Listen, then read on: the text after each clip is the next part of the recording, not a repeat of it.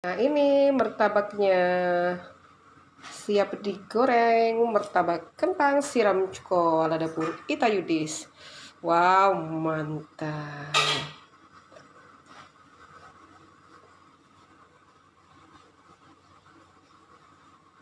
Kulitnya garing, isinya banyak.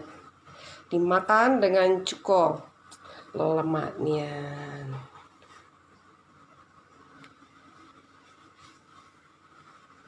Ini siap digoreng ya. Nih seperti ini. Tuh. Seperti ini nih martabaknya ya.